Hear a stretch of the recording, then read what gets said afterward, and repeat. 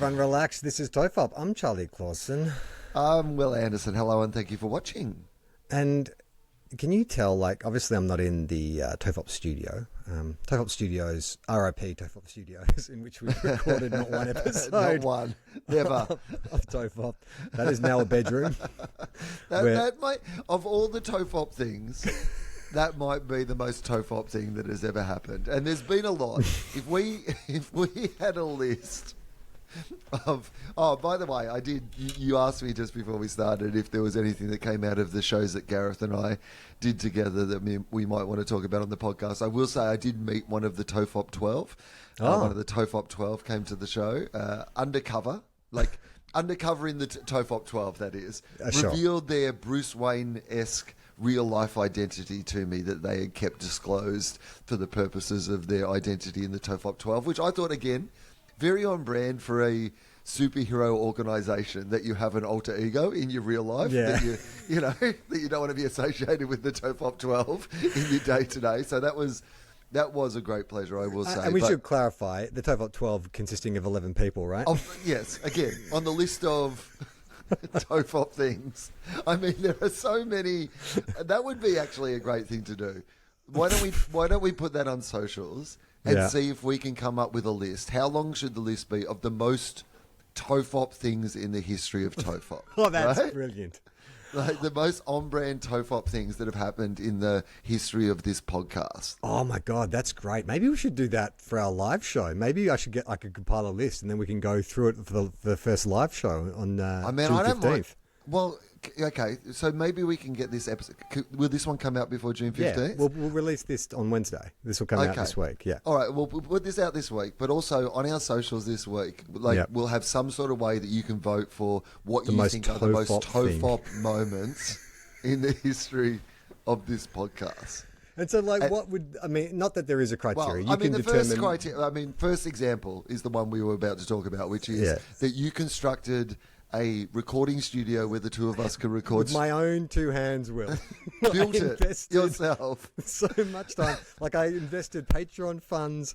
I invested my own, labour into this studio that I thought this was going to be our Rogan-esque style warehouse that we're going to start inviting celebrities to come visit. You had a big table. It was it was a whole thing. We had plans. You and I never recorded. Never. Not one. Recorded. Not one.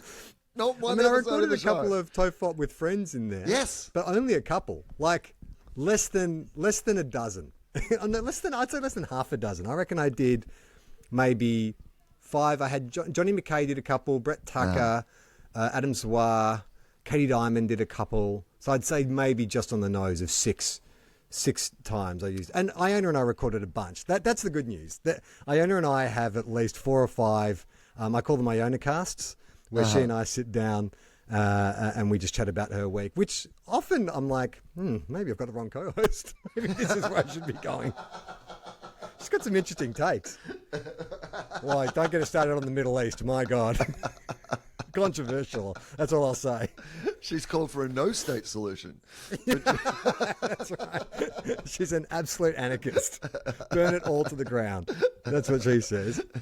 So I never recorded an episode there with you in the TOFOP studios. So I think that's a pretty good, that's my flag in the moon. That's my claiming. I'm going to put that forward as my most TOFOP moment in the history of TOFOP. But then maybe you can think of something that you think is the most TOFOP moment in the history of TOFOP. But I think it's going to be the listeners. What is the most on-brand for TOFOP thing? I mean, the fact that about half of the first 50 episodes we recorded talking into the wrong sides of the microphones. Very TOFOP moment, right? Can I put forward my nomination? Yeah. The fax machine. Coming up with this great idea of having people contact us through a fax machine and almost ruining. That newsagent went out of business not long after. Not long after the fax machine. And I'm scared to think. The place was empty and there was just a fax machine on the floor still spitting out reams and reams of TOFOP correspondence. It seemed like such a good idea at the time. Yeah, no, this is great. Yeah. I'm all for this. Like, yeah, so we'll put out a little survey online. Yes. And if you can write in with either your top TOFOP moment or your top 3 TOFOP moments. Yes. And we'll count them down. We'll count them down by an aggregate. Yeah, well, I think it's like I reckon a great way to do it.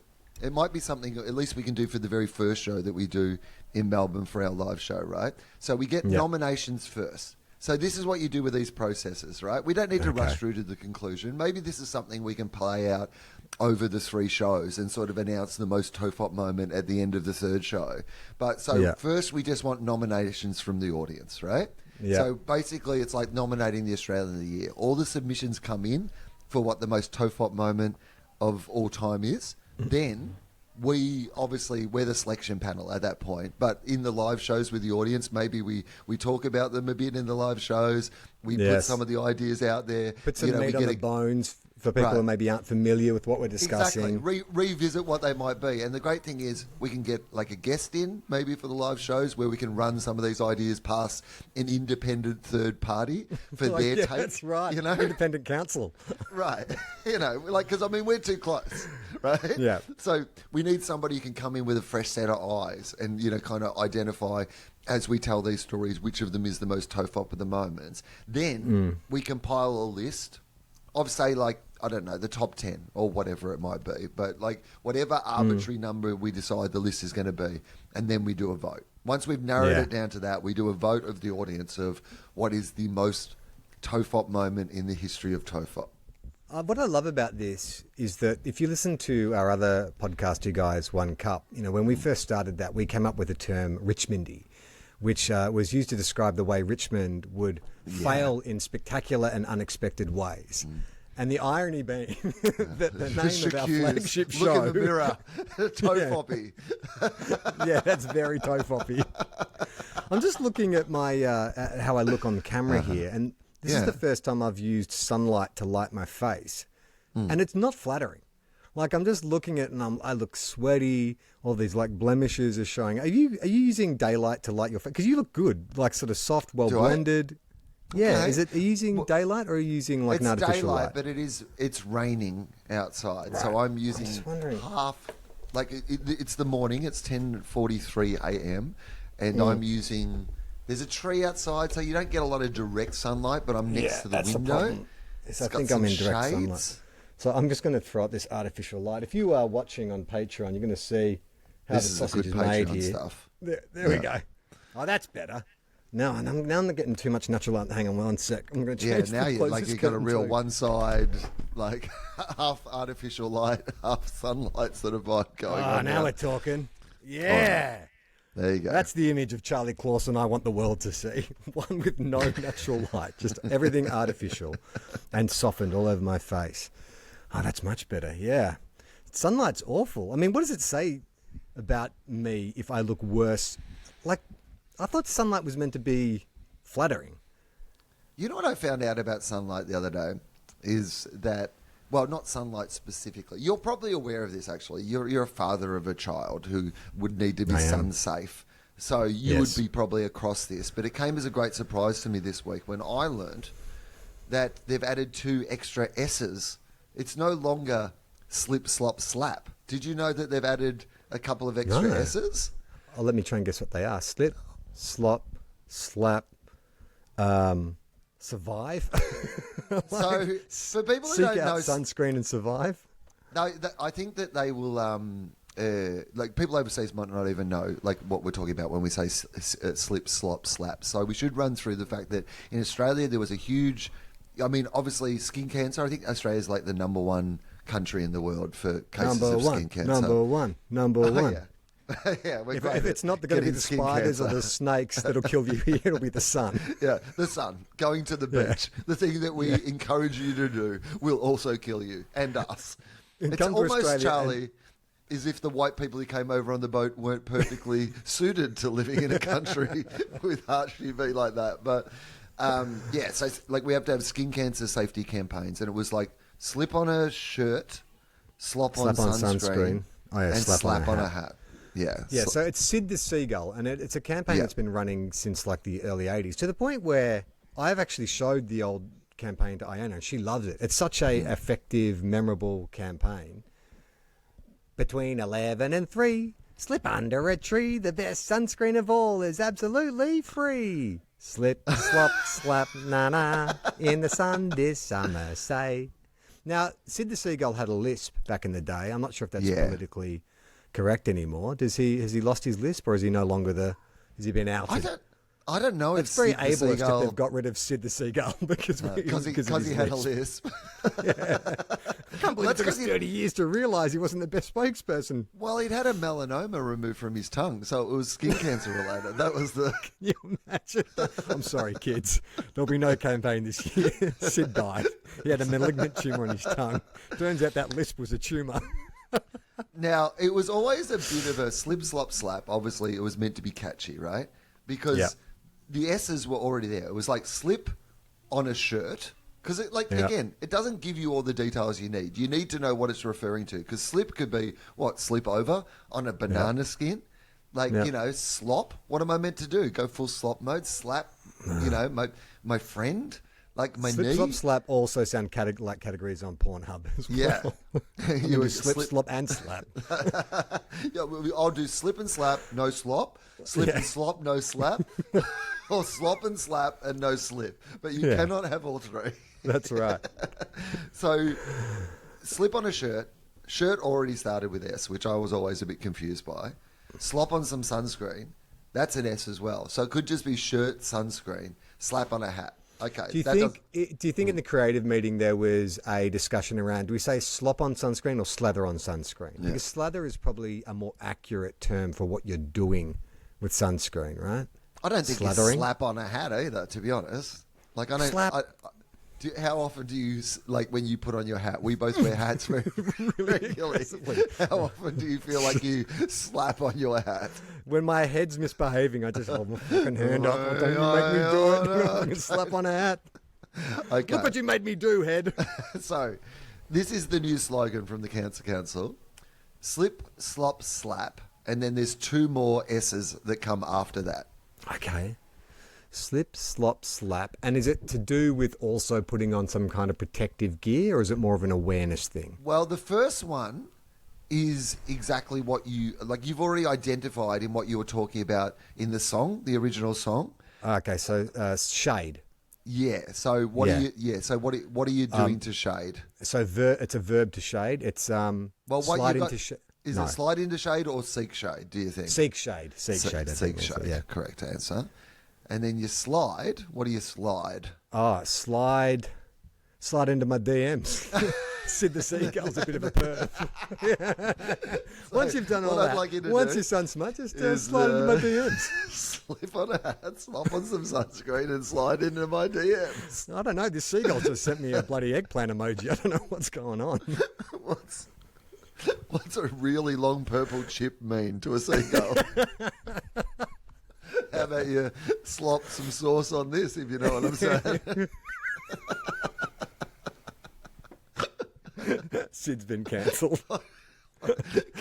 kept asking people if he could slip into them. Yeah, I don't remember slobber being one of the S's. Sid, you fucking pig. I'm a seagull.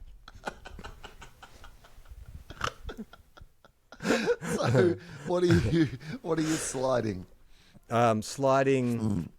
Okay, so you're seeking shade. So does it go in order? So slip, slop, slap is still the same order. Slip on a shirt, slop on some sunscreen, slap on a hat, seek some shade, and slide.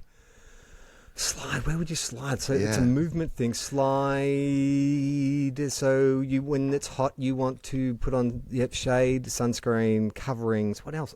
Is slide down some water? Slide some hydration into you. Coverings were in the closer area. Oh, okay. Slide on some sunglasses. Slide on some sunglasses, as we all do famously. Slide on our sunglasses. They're fucking really stretching it there, isn't it? Like the alliteration. Again, sunglasses starts with S. So you could really go slip, slop, slap, slide, sunglasses. Yeah, exactly. And also stick on some sunglasses. I'd be more inclined to stick them on than slide them on. Mm-hmm. Or, slide on some sunnies.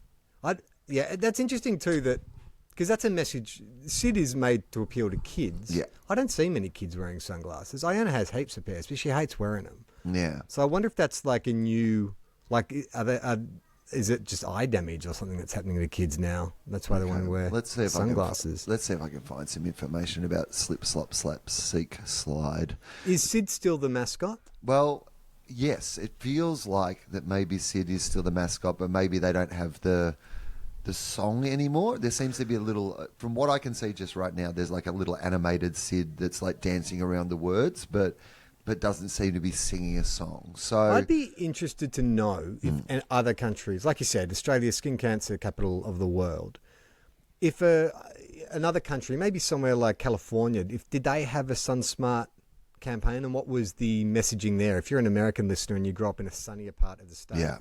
I would ask our English listeners, but let's be serious. Come on. 2 weeks of sun doesn't warrant an entire campaign. Maybe some, where are some other hot countries that people listen to this show? Do we have any Indian listeners? I don't know. well, if you live in a hot country and it's a country where there's skin cancer in particular, let us know. So, all right, here we go. Because like Australia has a bit of a perfect storm when it comes to this, which is, that firstly we have a country that has a big hole in the ozone layer basically over where we are. It's already really, really hot, and we've all got... I think that's a myth. Right? No, I think the ozone layer has repaired itself. I'm pretty sure. They said it has got a little bit better, but it's still, Am I parodying...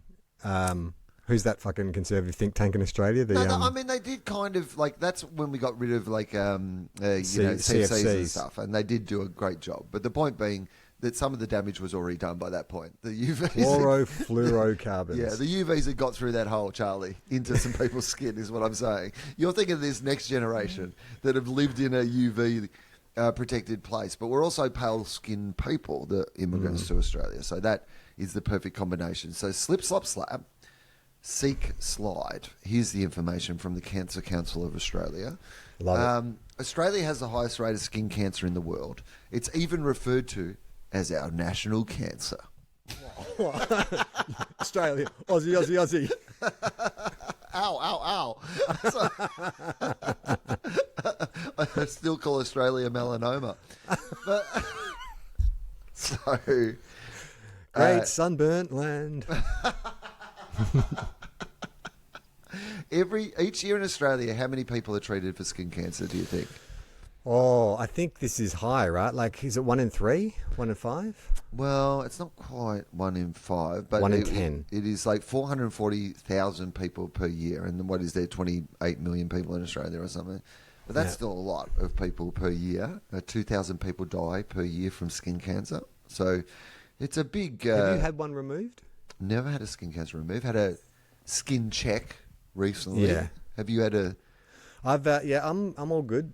Jem's had one removed. Jem's actually one was quite serious. Like she got sent straight to the hospital from the GP's office. And, well, she came completely unprepared though. You've essentially, she's from a country where they had never seen water the sun. lily to a volcano. Yeah, you're like...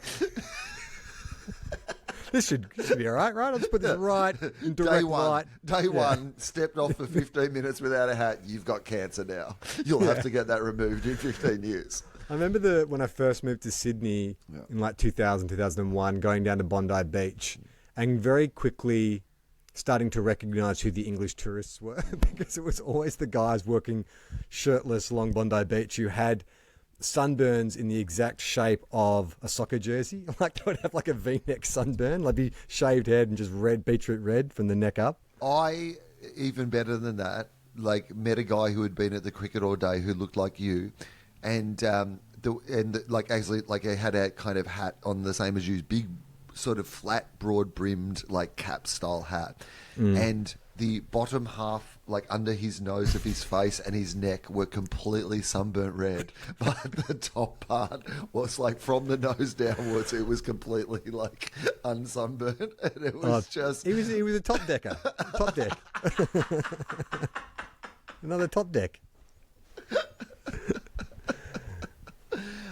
Okay, so...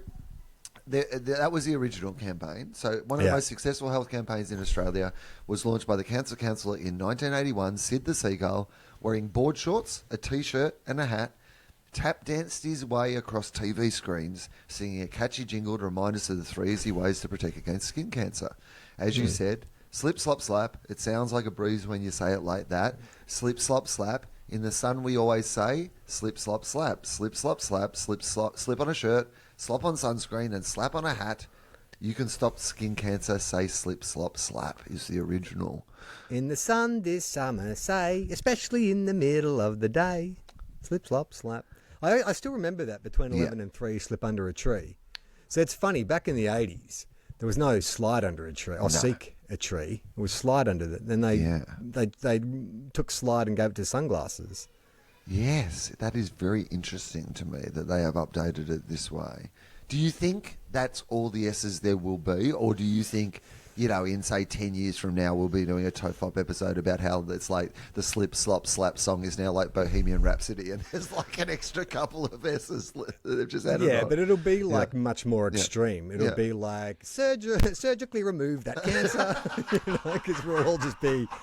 It'll be like us in the wasteland, just a massive fucking tumours. Suck the marrow from the victims of no drinking water. Slaughter your enemies. Da-da. Slip on a shirt, slop on sunscreen, and slaughter your enemies. Strangle that cat. It's full of protein. You don't know when you're going to eat again. Slip, slop, slap, na-na. Suppress an uprising from the peasants. Survive. Survive, yeah. Well, that's a good point as any. Let's dovetail into what we're excited to talk about, which is we both saw Furiosa. Yes. This week. Furiosa : a Mad Max Saga. A Mad Max Saga, and I was very excited to see it, and I sort of put the pressure on you to see it because I thought, this would be a good thing to talk about. And then it looked like I maybe wasn't going to be able to see it. And then at the last minute, I was able to get out of the house. And what did you think? Before we get into the nuts and bolts, broadly speaking, what did you think? Okay, well, I did not have time to go and see this movie, but I'm so busy at the moment. But I made time. And... So, because I was making time in an... You had a doctor's appointment, Will. You can't skip a doctor's appointment. You had to see the good doctor. But unlike a normal doctor, it turns out that it was pretty easy to get into this doctor at short notice. So I went up to the local gold class. There was... Ooh. I thought, you know what? Like, if I don't have the time, at least I'm going to make this a relaxing experience. I'll get myself a gold class chair. I'll get myself a big bucket of popcorn, and I'll sit there and I'll have a good old time. And so that's what I did. I went up there. There was one other person in the cinema. That's almost the worst amount of other people to be in a gold class. It'd be great if you're there by yourself or like with a bunch of other people. But luckily they were a real back row operator, and I am an absolute front row operator, particularly at gold class. So I've just gone down the front, set myself up, laid back the chair. And I've got to say, Charlie, that I know that it is, like, we'll get into all that, as you said, nuts and bolts, but very different style of movie in a lot of ways than Fury Road, and I know a lot of people haven't liked that. But I maybe went in thinking, don't think it's going to be Fury Road, like lower your expectations, and maybe that helped. But I fucking loved it. I just thought it was great. Like, I really enjoyed all of the style of it, the world building of it. Anyway, we'll go into details once I hear what you thought, because I'm very interested to know if you liked it or not. Because as I was watching it, I was like, I wonder if Charlie's going to like this or not. I also very much liked it. I mean, you can't compare it to Fury Road because it's completely different. But this is the Mad Maxiverse in general, right? Yeah. Each time they make one of these films, it's almost like a different genre of cinema. The first one's like a grindhouse revenge film. The second one's more like a kind of sci-fi dystopian western. The third one's like a music video. The fourth one is just a gigantic, it's like a circus. It's just this gigantic chase. And this one, to me, feels the most conventional in terms of a hero's journey. It's like Star Wars or any of those kind of classic, Odyssey type journeys. But I really enjoyed it. Like, I think that the action didn't feel as spectacular. I mean, I still really exciting, but it didn't feel like that shot of adrenaline you get with Fury Road. Like I remember seeing Fury Road and just being like, my jaw just being on the floor, like how the fuck did they do that? And just being relentless. Whereas this, there was so much kind of time in between the action sequences. They were still good, but it wasn't. I didn't sort of have my heart in my mouth like I did with Fury Road. But this is not a criticism. It's a different film. Go on. Yeah. No, what I absolutely loved about it, though, and I was saying to Jem this morning, is that I just love that it was a celebration of everything Australian that did not seek to pander or explain, apart from, Anna Taylor-Joy doing an American accent. That makes sense because she's doing Charlize Theron.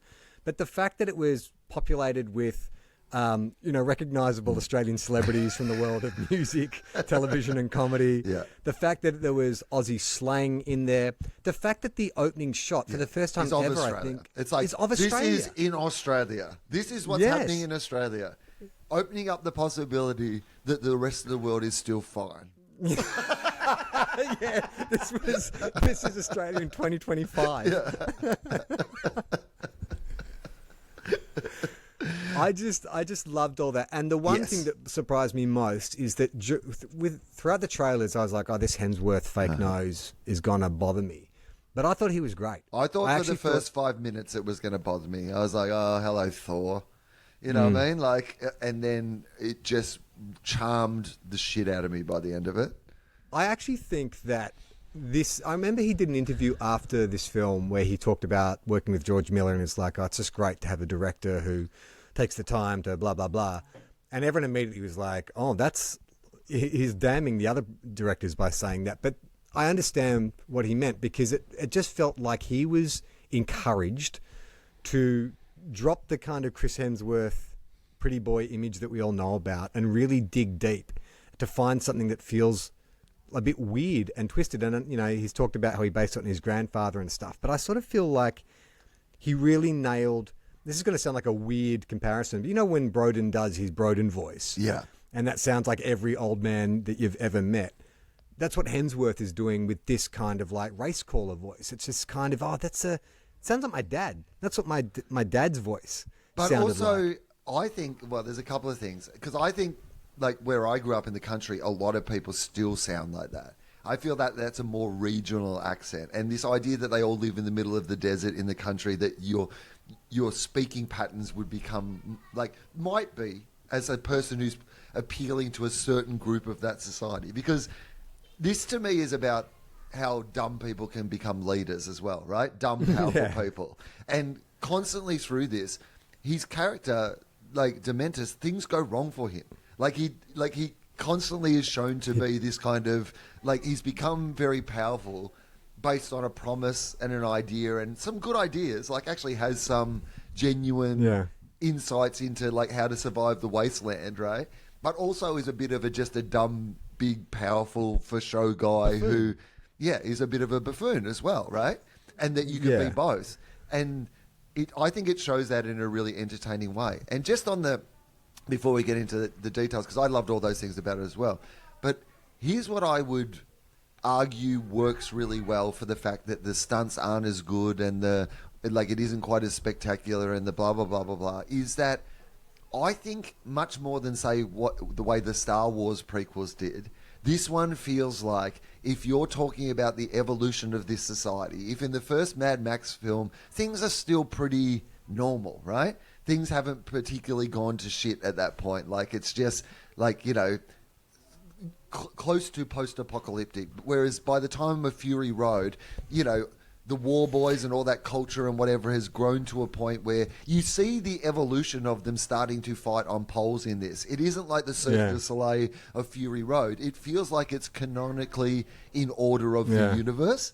And to me, that really worked for it, I've got to be honest. I was like, oh, this is great. I love how this isn't as sophisticated as Fury Road, because it gives this universe 15 more years in between these events and the next events to grow into what it's become by Fury Road. And I love the restraint of George Miller and Nicola Thoris, the other screenwriter. Like, I know they wrote this years ago, but there would have been a temptation to look at the world now and go, oh, let's draw some more specific parallels. You know, the idea of a charismatic but buffoonish leader, you know, who has a cult-like following. Like, it's all there for you. And I was worried at first they were going to go there, that he was going to say, you know, let's build a wall or something like that. But they resisted the urge because that's not the point. No. He's saying it's not about one person, one specific person. It's about the ability for anyone to rise to power when they are not necessarily the best leader for the people. And I thought that, you know, even the way Dementus was set up as, this sort of charismatic, almost cult leader in a way, who's probably more charisma than his leadership. And then you have a Morton Joe who's ex-military, who's a much more shrewd operator, you know, who has far more committed. Like that scene where Dementus goes to the Citadel and, you know, threatens him, and the first thing Morton Joe does is go, hey, just pick one of my guys, watch this. And that poor boy, like I was cracking up. I had a very weird audience that I was with. I don't know why they were there, because they didn't seem to enjoy the sort of twisted humour or any of that. Like, I think Mad Max films, when you have those insane action sequences and stuff, you're meant to be clapping and cheering and like just how nuts it is. But the audience I was with either felt it was that they weren't getting it. I was the one who seemed to be the most kind of like vocal and physically enjoying what was going on. But that moment, when you just see that poor boy jump and just descend and explode, and then it's like, oh fuck, I have completely misjudged this situation, it was just brilliant, because you're sort of getting this idea of, if you're a leader, charisma will only get you so far, but military might. You need to suddenly get into bed with people who have a bit more organisational and strategic skills. And I just love the way the idea of like control of resources, right? It gets just basically down to this idea of who controls the resources, controls the power in this situation, and then that dumb people can control the resources, that smart people can, they all have different methods of trying to survive and control a large group of people for their power bases. Like, I think that there's a lot still going on, and I thought there were, again, so much great origin story stuff that I think was subtly played. Like, you know, the War Boys are only sort of like a quarter or half into like what they will fully, become, and all the cars and the citadels and all these sort of things are in the process How of... new and shiny was the war rig? Right? It was like shiny and chrome. It looked gorgeous. I'm like, oh, that's amazing. And so then you get some of that aspects. Here's the thing when it was new, and that you're going to see later on as being like, you know, kind of this thing that has evolved as well. So you get that. And then the moments of like, here's how Han Solo got to be called Han Solo, right? Don't plan out how you think they are going to plan out. Like, there is so much, I think, in Furiosa has a map back to the green place on her, like, arm. And in any other movie, the reason that, like, her arm with the map is going to, like... We know that, like, the one thing we all know is she does not have an arm, right, in the next movie, right? So it's the one thing going back where you're like, well... She got two arms now. At some stage, there's going to be one of those arms is not going to be there anymore. It's the running joke in Hot Tub Time Machine with Crispin Glover, the one-armed like Porter. It's like at some point, like let's find out what's going to happen, and there's all these kind of like misdirections when you think he's going to lose his arm. So that's what you think is going to happen with this. Well, yeah, they Hot Tub Time Machined it. I hadn't thought about it, but. Dr. George has clearly come into a meeting one day and gone, you know what, I just saw a great film. Yeah. I had a bit of a Dr. George's Medicine last night. I put on Hot Tub Time Machine, which is an underrated comedy. I agree with Charlie Clausen. I think it's underrated. A bit problematic by today's standards. There's a lot of gay jokes in it, which I don't think we need. But still, the idea of a guy with one arm, I mean, amazing. Let's put that in. It's like, George, what are you talking about? So when she's writing the map on her arm early on, it absolutely feels like it's being set up for, at some stage, someone will need that map and they'll either cut off her arm or she'll have to cut off her arm to hide the map, or there'll be it will have to do with this thing that is being set up. And then I don't want to spoil how but it's not that, right? And the fact that it's not that, and yet there are so many other things that are that are giving you that world building, that on the way to the next movie. Because at the end of this, like, obviously they show like some scenes from like Furiosa from Fury Road as part of the end of this. Which at the start I was like, "Oh, this is weird. Like, why are they? I agree. Why are they doing this?" But I've thought about it a bit, and I'm like, I know, I kind of get thematically what you're doing. You're going, this is her, like you said, every one of these stories is a bit of a different story being told by a different person or through a different person's lens. Hence why the story feels like it has the same elements, but sometimes things are changed a little bit, or you have a different perspective on them, and it isn't a direct like prequel to like Fury Road, because Fury Road is both Mad Max's story, like Max's story, right? You've had all the prequels that have got Max to where he is in that point, but this is like the story of how Furiosa got to that same point. And in a way, I was like, okay, well, I get why you've got these things at the end now, which I was like, at the start, I was like, oh, I don't know how I feel about that. Yeah, it's it felt a little, because the one thing that I didn't enjoy, which I completely understand, is it did have a bit of that artificial sheen across the whole thing. Like Fury Road felt so real because we know they're actually out in the desert, and you know they saturated the colours to make it, but it all felt very real, whereas there was quite a bit of ropey CGI in this, clearly some green screen work. But I don't hold that against Dr. George. He's 80 years old. He did fucking 5 years in the desert. He doesn't need to do it again. But when you hold it up against those clips from Fury Road, you see the real difference. One feels much more, what's the word, like homogenized, I guess, or a bit more generic in terms of action, whereas Fury Road just feels like a punk album, you know? It's just in your face and raw, and how the fuck did they do that? I think Fury Road also feels like we're in it, whereas this one's meant to feel like a story you're being told. Like, because it's over years, through chapters, like there is that sort of the history man, like, you know, kind of narration part of it, like where it seems to be like here's, like as if you're being sat around at a fire and being told the story of Furiosa and how Furiosa came to be in a very different way. And so I agree with you. I mean, obviously, it's shot in Australia. It isn't as spectacular. There are some CGI moments that don't look as good. But I think in the evolution of, like, I don't mind them in the way that the story's being told. Like, I'm like, yeah, I actually like it more that when we get to Fury Road, that one that you're meant to be immersed in and in, it is separate to the other stories you've been told. It's its own thing and is still its own thing. I mean, it's pretty amazing when you think about it that you could watch Fury Road before Furiosa and it makes complete sense. Or you could flip it and watch Furiosa and then Fury Road and the whole thing holds together perfectly. I love that, like, it really could be watched as a prequel. Whereas I don't think most prequels can actually be watched as prequels. You still watch them after the movies that came out first. Whereas this one, like, you'd almost go, yes, the universe and filmmaking style, etc., feels like it keeps evolving. Like, if you did not know that Furiosa was made after Fury Road and you watch them in order, I think you'd think that Fury Road is the absolute evolution of even the filmmaking style.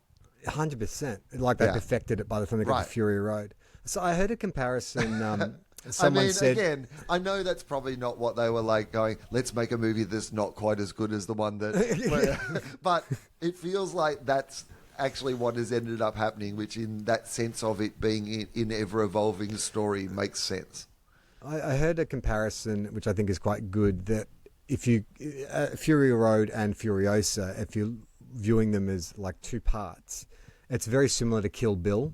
The first, Kill Bill Part 1, is full of action. It's just like straight into the revenge, action, killing, huge fight scenes.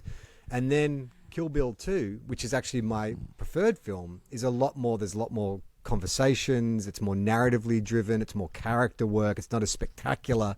But I think the tension comes from what we understand that the characters are capable of that we established in the first film. Now we see, and that's what and this is obviously... goes without saying, there's spoilers all through this.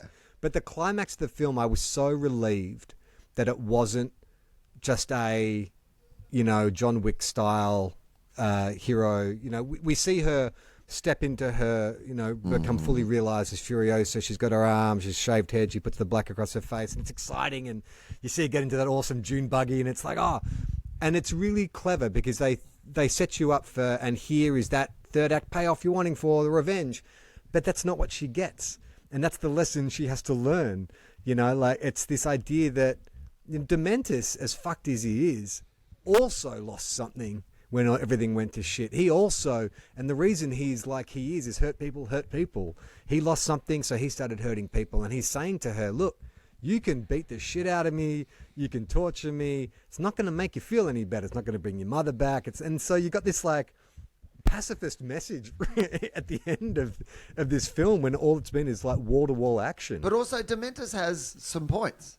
Not just 100%. In that moment, but earlier on in the way that he thinks that society should be organised, or that, like, at least he's a populist. At least in rhetoric, he's a populist, right? Yeah. Whether in practice he is or not, like his rhetoric is around giving people an opportunity to rise up, and overthrow power. That.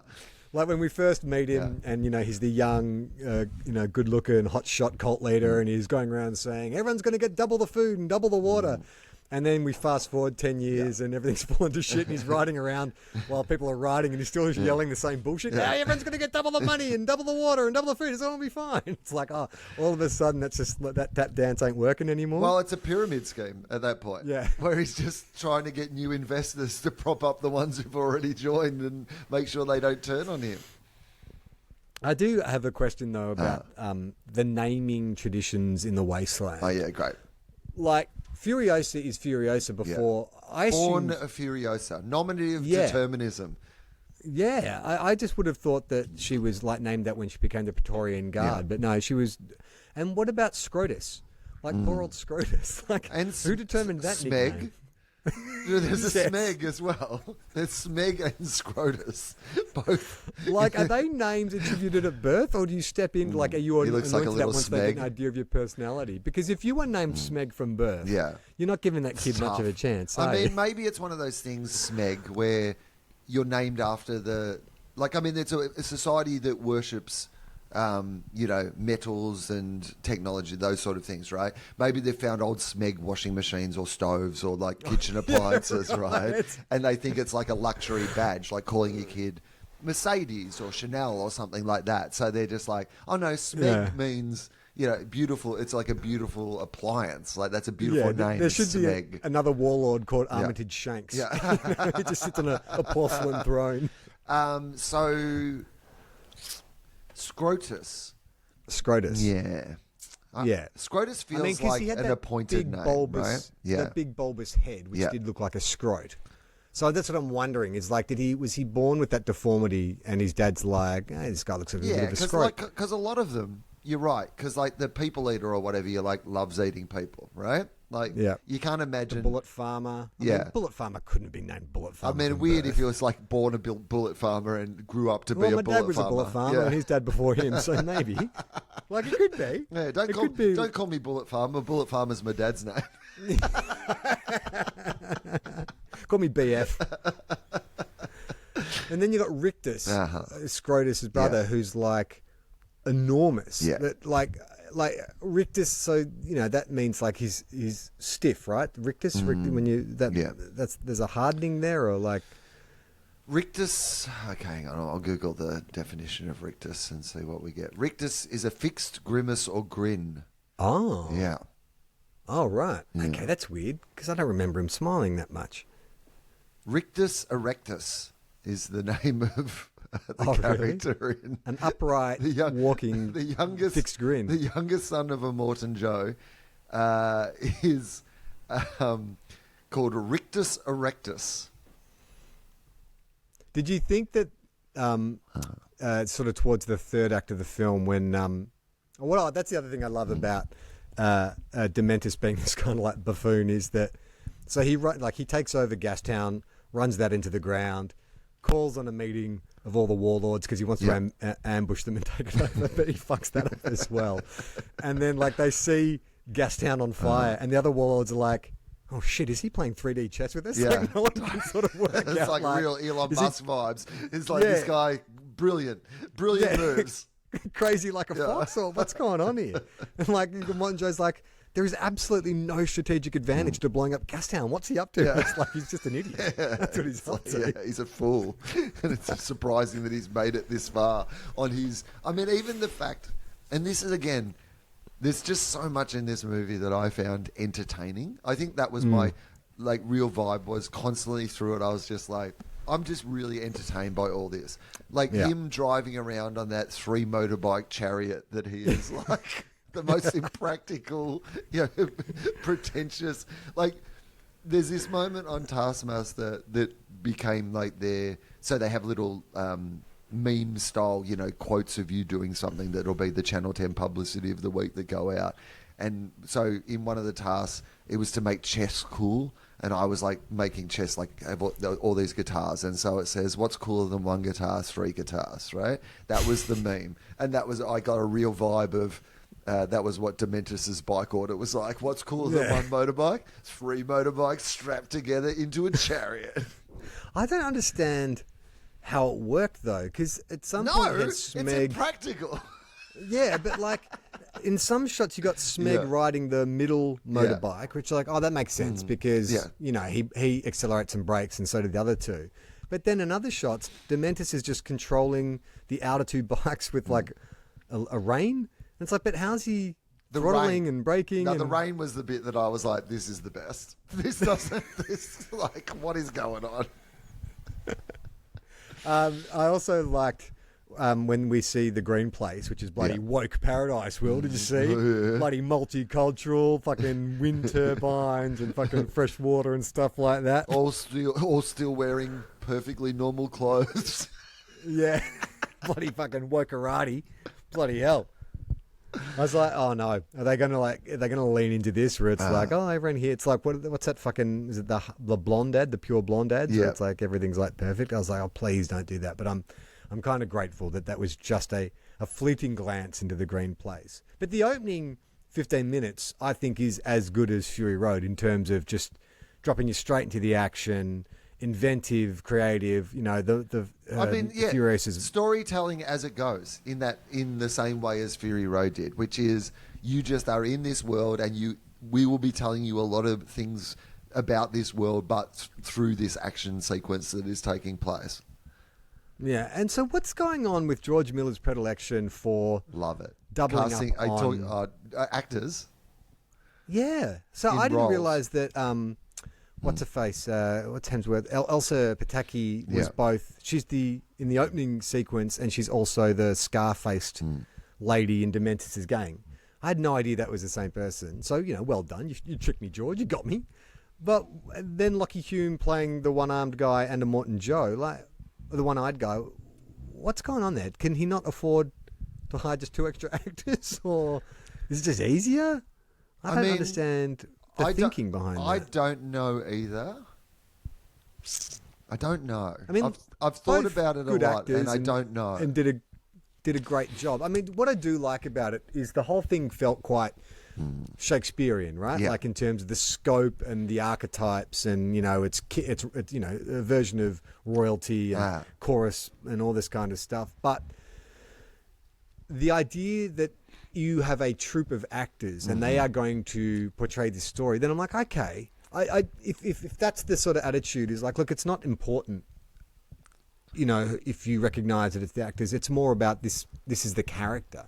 And so from that element, I'm like, oh, that's kind of interesting. But I was confused at one point going, is the one-eyed guy running off and slathering himself in, is he slapping on some stuff and then pretending to be a Morton Joe? What you're saying about the Shakespeare thing makes a lot of sense, because that was, I remember the one time that I obviously did a Shakespeare play, which was when I was doing Midsummer Night's Dream in the park in Melbourne. With the cum trees. And so in that, we all had 2 roles, right? Because that was the way those plays were written, was that you could play 2 separate roles within it, right? And I like that. I also like that it's confusing. And I also think that, Dr. George has had a long history, as you say, of casting Australian celebrities, like people who aren't necessarily actors in his movie, but not in a way that's like stunt casting, in the way that he finds these curious characters from Australian pop culture or iconography and then puts them into these movies where, like, for an international audience, people are not going to have any idea who these are. But to an Australian audience, I've always been fascinated by the fact that he's had this great capacity to, because it's the thing that you're talking about with the double characters. we all know that these people are real life people, real life identities, and then we see them in this universe, and it doesn't take you out of the universe in a way that... You know what? I just realised there's another actor who doubled up. I thought he doubled up again. So Scrotus, he is in Fury Road as... You know, there's two war boys. There's the Nicholas Hoult war boy, whatever his name is. I'm going to forget and he's got a mate who drives. They're arguing at the start. He's got this. I think his name's Scar. He's got the kind of Joker type Scar. That's the same actor playing that war boy is playing Scrotus, but they're different characters. So there's at least 3 actors between Fury Road and Furiosa that have doubled up. George just likes who he likes. Yeah, and also, like, I mean, obviously different actors have played the different characters within this storyline as well, right? Like, we've had a different Max, we've had different Furiosas. Yeah, it's so amazing that he makes all that work. Because every time I see one of those guys and I'm like, oh, look, it's one of the umbilical brothers. Like, it still doesn't take you out of the universe that you're in. It's almost, I don't know, it's so weird. When I saw that... What was the name of that? The kid who has dwarfism, Caden someone? Yeah, Caden Bales. Caden Bales, who, like, to Australian audiences, there was a bullying video, like, that he became quite famous. He'd been bullied at school and then became like a, like someone who got argued about a whole bunch in the media, and one of those horrible. Stories Sky that, like, News took a very compassionate approach. Yeah, correct. To covering the incident, that real vibe. And then just to see him pop up, like, in this movie. As the war pup. And in such a, like, great, like, again, Dr. George has an amazing capacity for taking people, because, like, Quentin was the same, obviously, in Fury Road. It goes back to Angry Anderson in Thunderdome. Yeah, but I was about to say, taking people who have, like, who are in the public eye for... having, like, perceivable differences, disabilities or whatever that might be, like, and then saying in this world of people who look like this, like, even all that, like, some of the actors are quite unconventional people, like, you'll take former rugby league players or, UFC athletes or whatever it might be to kind of have this band of, misfits and people who look different, and it is both... there for the kind of freak show nature of this alternate universe, but also very inclusive at the same time, because this universe is populated by people who are all letting their freak flag fly. That or both. Well, it's a universe of both conformism and, like, huge individuality as well, isn't it? Like, mixed and mashed together. I think the individualism, though, is a huge part of it, because I've auditioned for a couple of George Miller projects like Mad Max and Justice League, and he uses the same technique each time, and apparently he's been doing it for 30 years, which is you are sent 4 generic, well, not generic, but monologues that you can choose to interpret in whatever way you want. One of them is the Peter Finch monologue, I'm not going to take it anymore, from Network. Yeah.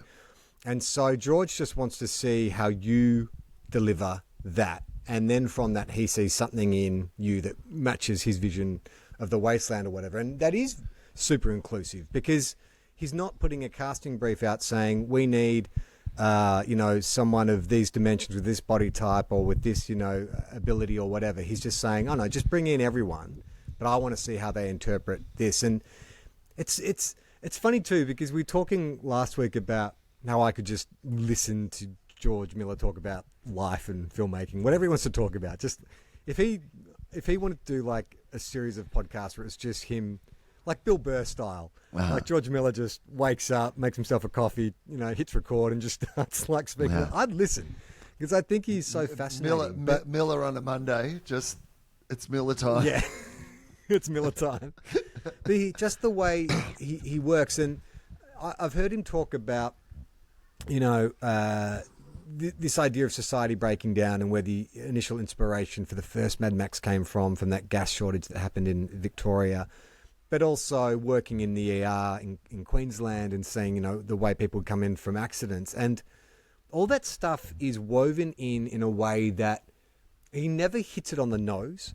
Like, it's just sort of part of, like, I think in the hands of a lesser filmmaker or a less curious person, they would focus everything around that incident, whereas he it's just another brick in this society, that this very detailed, very complex society. And I know we talked about it last week, but I had another conversation with this friend of mine who's a goddamn production designer. And she's like, oh, I don't like, Fury. I don't like Mad Max. There's no story. And I'm like, you, of all people, like, your job is to put detail into the look and the frame of a film. There's so much story. And you don't think there's so much story. And that's what I love about it. There's more story in this universe than there is in any other universe that I can identify in such a shorthand way. Like, it feels so fully fleshed out to me in a way that even the Game of Thrones universe didn't, after I watched fucking 8 series of that or whatever they made, right? Like, and that's all been done so quickly. And I was amazed actually watching Furiosa, how much of it I was like, oh, I think I kind of understood a bit more about this universe even than I thought I had, because it's a bit more of a talky out movie, right? Like, it's a lore movie. Yes. You're like, oh, yeah, okay. No, this all kind of, yeah, you're right. That does feel right. Yeah, this does feel like what has happened. What did you? I mean, we're running out of time. I don't know. Should we spill this into? Sure. a 2-part episode. Whatever. Yeah. Okay. Yeah. Why not? I mean, Furiosa went for 2.5 hours. We can talk for 2.5 hours. It's fine. Yeah. Okay. So look, we'll just get to a little bit of mail, and then we're going to continue this conversation in next week's episode of TOFOP. If you want to get in touch with us, you can just go to everyonerelax.co. There's a little contact form. Pick the show you want to respond to, whether that's Philosophy or Two Guys One Cup or TOFOP, and you can write into us. This is from Beth, who has a question about Taskmaster, which is screening at the moment. Can you please add a Taskmaster podcast to the Everyone Relax feed? There are already so many. What's one more, really? Hopefully the mailbag gets emptied before Taskmaster airs, but even if it doesn't, can you still run it posthumously? I'm sure it will be well received. Will? I mean, it would be great to run a specific Taskmaster podcast, but we do not have the time to be doing anything extra at the moment.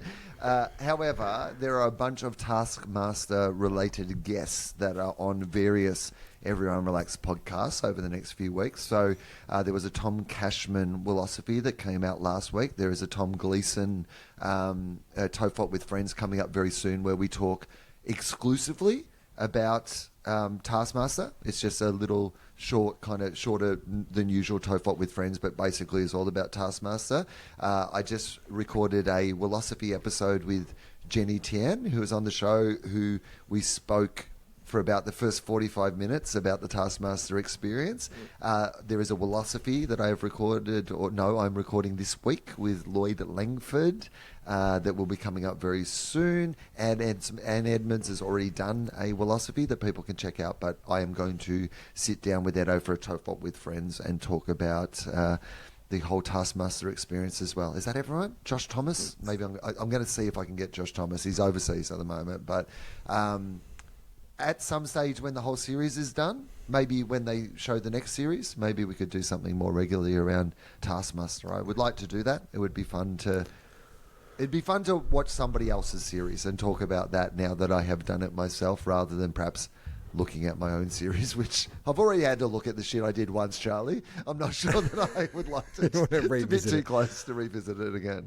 I think Taskmaster adjacent podcasting is perfect, because yes, you're not going to do like an episode breakdown or anything like that, but bringing on the people that you work with on Taskmaster. Taskmaster? Yeah, Taskmaster. I actually did Taskmaster, which is a cut price spin-off. One more bit of mail here. This is from Amy regarding my new puppy.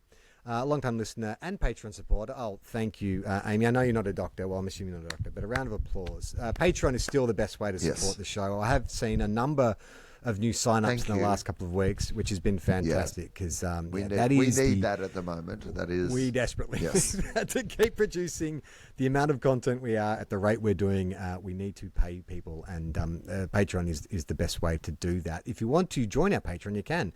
Patreon.com/everyonerelax. Heaps of bonus episodes. In fact, I'm going to upload one we recorded last week this weekend, so that'll be out this week. Full videos of episodes of The Unexplained Explained, and lots of episodes of TOFOP, and in the archive that goes way back for a number of years. But anyway, She says, I had to laugh listening to the show today, the one we talked about, Nana Muscuri, when Charlie was talking about the new addition to the family, puppy Rosebud. Charlie, you were surprised by how independent and chilled out Rosebud seems to be already, but hearing what breed she is, which is a cavoodle, I'm not surprised. See, I've had a King Charles Cavalier cross before, and he was the most independent of all my dogs. The biggest baby, funnily enough, was my tough-looking Doberman. He was always quite happy to do his own thing, but I also laughed hearing about what a good rat catcher Junior was and how you don't expect to have to worry about that with Rosebud. Sorry to potentially burst your bubble, but Cavaliers I've known, including my own, have all been great catchers of rats, mice, lizards, and critters. Yes, so 3 days ago, I see Rosebud playing in the front yard with what I thought was a stick. And she comes running up with a snake. She fucking caught a whip snake, like a juvenile, which whip snakes, they're venomous. They're not fatal, but you know they can hurt your dog and probably maybe a puppy. Maybe they'll be fatal to a puppy. But she brings this and I didn't know what to do because she had some puncture wounds in this whip snake and it was still alive. And so I took the coward's approach out, which is I just put the snake back into the bushes and he'll be fine. Oh, he'll be all right. oh. I think he'll be okay. Maybe he's a tough snake. Maybe this is the start of his origin story. Goes up to murder your family. Yeah, exactly. Well, you know what? About 4 days later, I saw a much bigger whip snake. We've got a little rock wall in our front yard. And I saw a much bigger whip snake curled up. I had to call the snake guy to come get it. And he came round and he said, oh, yeah, if you've got one whip snake here, there's chances are that there's more. They live in communities, whip snakes. But he said the good thing about that is if you've got lots of whip snakes, it just means the browns have got nowhere to live because brown snakes and whip snakes like to take up the same kind of area. Okay. Well, that's good. That's a good thing, right? A guy in Queensland was killed by a brown snake 2 weeks ago within half an hour. Yeah. He got bitten 4 or 5 times on the arm and had a heart attack within half an hour. I knew brown snakes were deadly. But I think I've been living in this kind of blissful sort of ignorance of I'm sure when they say deadly, they're talking about, young children or adults. Deadly, or deadly in the way that we think they are deadly in the way that redback spiders are deadly, which is they're not unless you're a child or a really old person or, you have something already going on. This guy was 57 years old and fit from what I understand, removed this snake, it nipped him a couple of times as he was taking it to wherever, the vet or the bush or wherever, and then fucking died. Yeah. Within half an hour. It's all of a sudden I'm that lives around me now. The potential for me to be dead within this is the wasteland, Will. I'm looking outside, I can see a little brown snake riding around on a motorbike chariot. I don't even know how he's holding the reins. It's fucking crazy. Okay, so that is a TOFOP for this week. We'll be back next week to complete this chat about Furiosa. If you haven't seen shows, it yet, by the way, live shows in Melbourne. We're doing 3 live shows in Melbourne, and yes, please. June 15th, July 6th, and August 3rd. What is the most TOFOP moment? That is a really good vibe. I like that. That'll be a really fun thing to do. We'll put something in the episode description where you can message in. I'll have a chat to Amy about the best way to do it. But there'll be a link in the episode description if you want to send us your suggestion for the most TOFOP moment ever. And I'm on tour at the moment. Wagga this weekend. There are still a few tickets available for the Saturday night show in Wagga this weekend, and then Geelong the weekend after that. Some other dates as well at comedy.com.au. All right, that is TOFOP this week. I'm Charlie Clausen. I'm Anderson.